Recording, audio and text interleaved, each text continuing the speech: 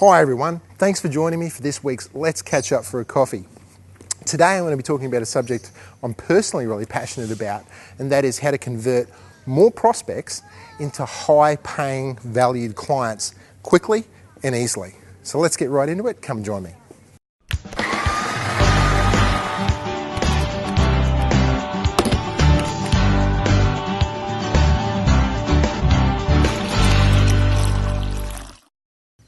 Okay, today we're going to focus on how to convert more prospects into high-paying clients.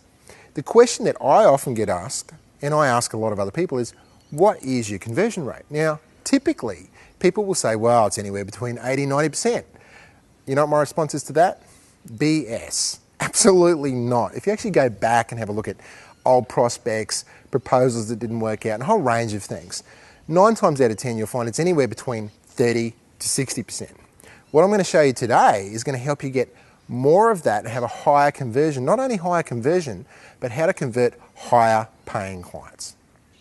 Yes, it's dependent on so many factors, and I get that. I totally get that. But the thing is, really, we've got 2 ears and 1 mouth, okay? And the secret here is to be able to ask the right questions that actually promotes a sales conversation and a marketing conversation, and not just say things or generic questions like, tell me all about you. I mean, that could drag on for hours, right? So we need to ask very specific questions in a very specific sequence. Okay, so I'm going to step you through exactly how you can do that. So the big thing is, once you do get them on the telephone or you are meeting with them, what do you say at the end of the appointment to convert them into a high-paying client? Well, first things first, problem, challenge, diagnose what the issue is, and then bring them into your program. It's pretty simple, but there's a series. I'll just get in a little bit more detail about that.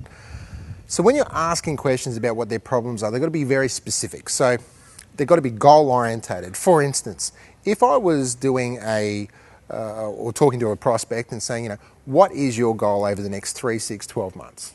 They're more than happy to tell you, and I'm going to be writing all of that down in detail. What's your biggest challenge right now? What do you feel that you could be doing better that you're not doing right now? And more importantly, what are your income goals? Okay, so I want to establish a benchmark as to how much they want to earn, what time frame they want to earn it in, and how it's going to make their lifestyle a better place to be. So they're very defined goals on what it is that they want. The next thing I'm going to do is, after the diagnostic process, think of yourself as a doctor. I mean, you don't go to a doctor unless you're sick. Okay, and 9 times out of 10, the reason that they're on this free session call with you is something's not right. Okay, so we've done a detailed diagnostic, found out what their major challenges are and where it hurts. Now we want to do is write the script. Okay, and the script is your products, your services, and what you offer. So you could say to them something like, well, based on what you told me, Mr. X, and repeat back to them what you wrote down. This is so important because it's, number one, it shows you listened, and number two, more importantly, it shows that you care enough to listen, okay? That's what makes a sale. Telling is not selling. Really big mistake that most people make.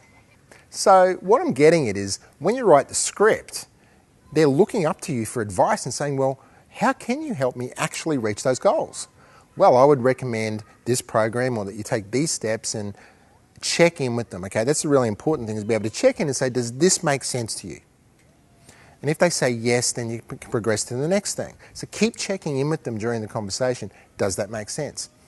Okay, the next thing you really want to do is, it's going to lead into a conversation where they say, well, how much does it cost? This is where you talk about pricing, packaging, and delivery. So we're talking about the deliverables that you're going to deliver, how it's going to be delivered. Then you want to wrap that up with saying something like this. Does that make sense? And also, are you willing to do what it takes to reach the goal and for me to help you get there? Are you willing to do that? Now, they're going to be willing because they want to reach their goal. So they say, yeah, I'm willing to do that. And the next question is, are you willing to accept my help?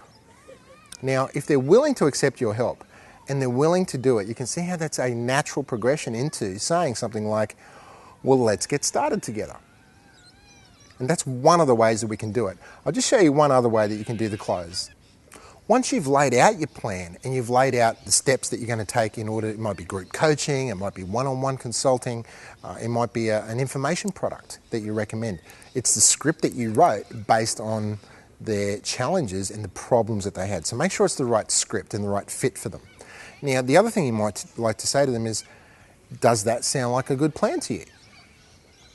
And they say, well, yeah, that sounds like a great plan. Well, what I'd like to do is to help you implement that plan. So all you're doing again is putting your hand out and saying, does that sound like a great plan? And I'm going to help you implement that plan, and I'm going to hold your hand and take you through that process. So you can see how that's a really natural progression, rather than saying, you know, can I have your business, or what have we got to do to work together? So in offering an extension of what you're actually doing there, you're basically sort of closing the deal, so to speak, but you're doing it in a very soft way and in a way that makes a lot of sense, okay? So you can talk about packaging and positioning.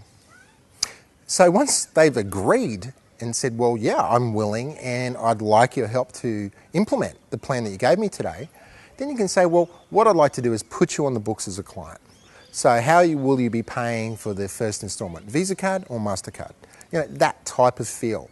The other thing is that you really want to be able to make that a smooth transition and not be all salesy. Now they might say, well, I need to think about that, or it's too expensive, or I need to ask my accountant or my wife, or whatever it is.